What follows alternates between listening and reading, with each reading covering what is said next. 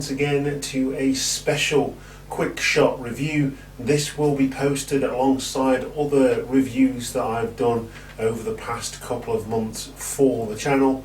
You're watching Cheap Shot Entertainment for quick shot reviews, and I am your host Luke, and we're going to talk about one of the biggest blockbusters of the year and the first big release since the cinemas have come out of lockdown. We're going to be talking about Tenet, and I'm going to be giving you my thoughts on the film that has split critics right down the middle and fans alike, and much like those people, I am exactly the same. It was directed and written by Christopher Nolan, so if you know any of Christopher Nolan's past in films, you'll either love this or you'll just not get it and still love how much effort has been put forward.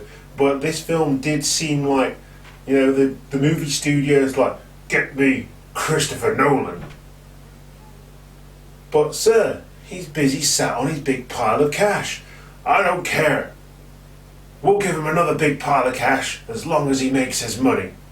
And that's pretty much exactly how I imagine the conversation went between the studio and the assistant who got Christopher Nolan in.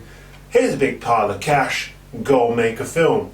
Christopher Nolan probably said, you know, can I make anything? And the boss was like, yeah, you can make anything as long as you make his money. And let's face it, they've probably made back as much as they put into it in the first weekend, but I have mixed feelings on this one indeed. It's got a 76% rating on Rotten Tomatoes, and just to cross-reference that with IMDb, it has a general rating of about 80 or 8 out of 10 on IMDb. And this pretty much reflects my thoughts on the film as well. And you know, for the 3 hour or 2.5 hour runtime that it is, I felt really confused. I didn't really follow any of it. I appreciate the visuals and the way everything's done in camera, the forwards and the backwards, but the idea of time inversion and the fact that that guy. There we go, Robert Pattinson. I was close, except one was in Terminator 2 and the other one's going to be playing Batman very, very soon. Anyway, I'm sold on Robert Pattinson now. He's a very decent actor, much like Leo DiCaprio back in the day when all the girls were swooning over him. Like, nah, I don't like him. But now, he's awesome. Bit like Robert Pattinson. But, yeah, Robert Pattinson's character is like, anytime there's a question, what's happened has happened. You can't explain a film like that. That's just lazy. As you know, like, yeah, here's that big pile of cash. You think he put some of it in his back pocket and just said, yeah, write that in. That's fine. That's fine. But I'm going to go with the official description of this film, because I'm going to find this really difficult to describe without it. So the main premise is they're armed with only one word, and that word is Tenet. Doesn't mean anything, it's not an actual word, and that's where I switched off. Pretty much. That was the first sort of half hour, 20 minutes, half hour, and fighting for the survival of humankind and the world. A protagonist, literally the main character is called the protagonist. Again, lazy.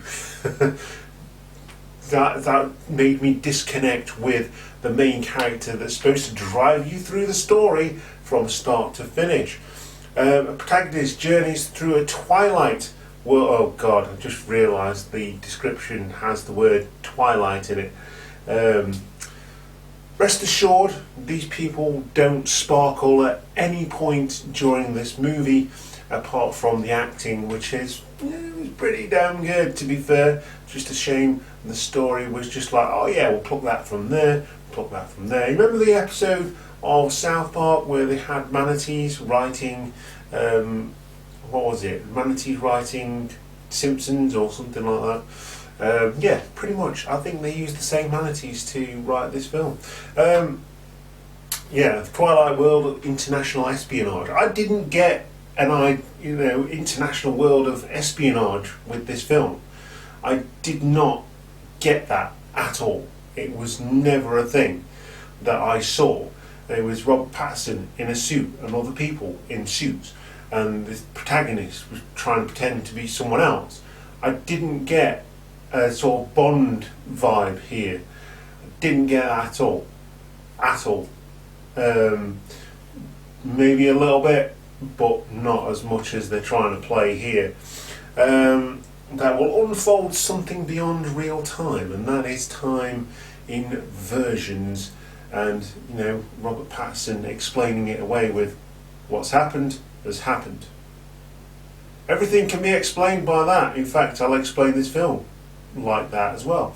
No, it did nothing for me. It bored me tremendously, and my biggest question from this film is, should I have to watch a film 3 or 4 times to A, understand it, and B, enjoy it? No, I shouldn't have to do that. That shouldn't be a thing, and it shouldn't be a thing that people go, oh yeah, if you watch it again, you'll understand a bit more of it. No, I want to understand it first time and enjoy it first time, so that I can then say, I really enjoyed that film, I'm going to go and see it again. Prime example, The Gentleman. Prime example, Ready or Not. Prime example, Le Mans 66. Really good films. I want to see them again. In fact, I bought a couple of them on Blu-ray, and I own very few Blu-rays. I bought a couple of them on Blu-ray because I enjoyed them that much. Tenet is not one of those films that I will be going back to the cinema to watch. I was bored. I fell asleep during it because it was boring. I just found it so boring. The visuals, fantastic. The story, meh. And, just overplaying of things. If it was an hour and a half, maybe an hour and 45 minutes, that would have kept me interested. You could have done this story, you could have done this film so much tighter than it actually was. But it's a Christopher Nolan film, and I understand that he is quite an epic director, and the things he can do in camera are just second to none. I appreciate him as a director. He is not one of my favourites. I love the Dark Knight trilogy, all 3 of them. But his other work, that's just me. I would always encourage you to go and watch the films for yourself and make up your minds.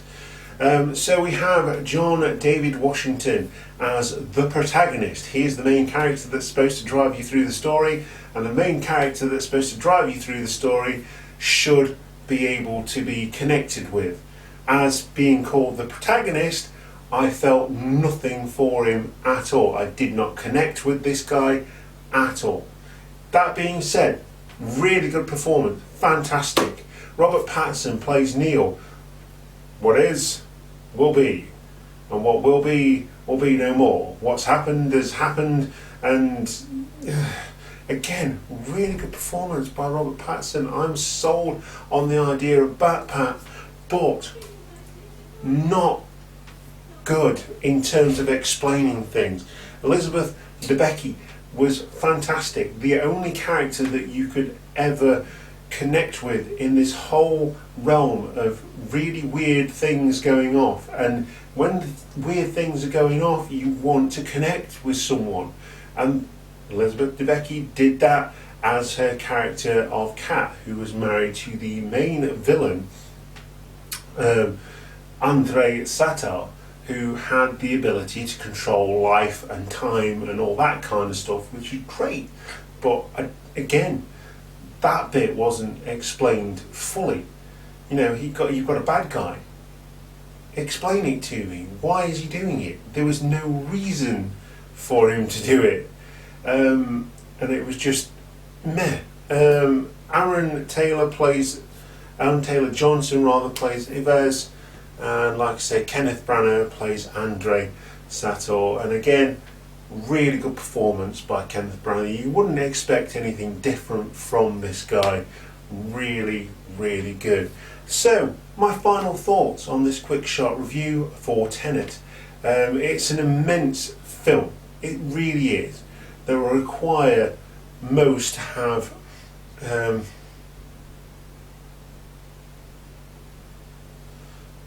multiple viewings to understand it. But from my point of view, like I've said, it was way too long in total time, and with some scenes played out several times over and over and over again. I get why they've done it, but they didn't need to put the full scenes in. We get it. I think we saw one fight scene about 4 or 5 times because of the time inversion thing. The way it's shot proves that Nolan is a fantastic director, a master of his craft. But it also gives me thought that the studio, like I said, just shoved a pile of money in his face and said, do whatever. And that's not cool in my book. If I didn't have a cinema card, I'd be really annoyed with this film. It's the first film released since lockdown, so naturally, first big film rather, released since lockdown was eased. First big Hollywood blockbuster. So it's going to make money and it's going to get people talking, and that's exactly what it's done.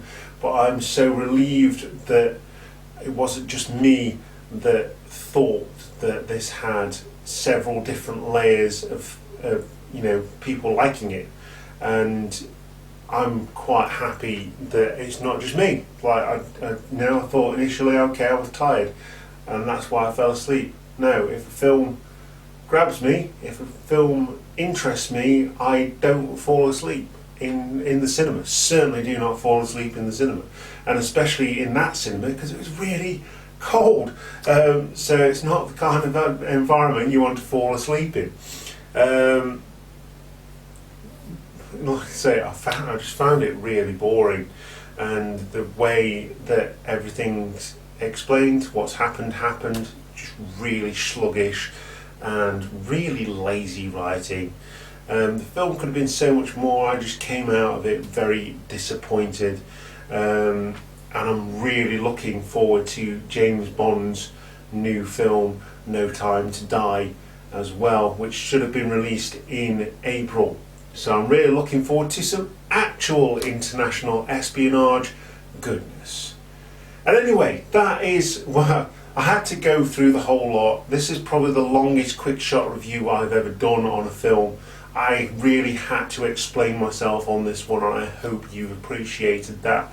If you have, click the like button, hit the subscribe button for more quick shot reviews from me, your host Luke, and from Cheap Shot Entertainment movie channel, Quick Shot Reviews.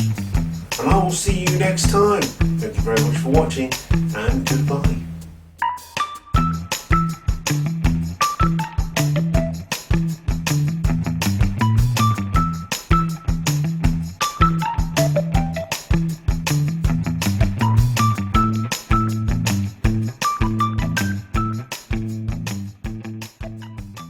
Hiya.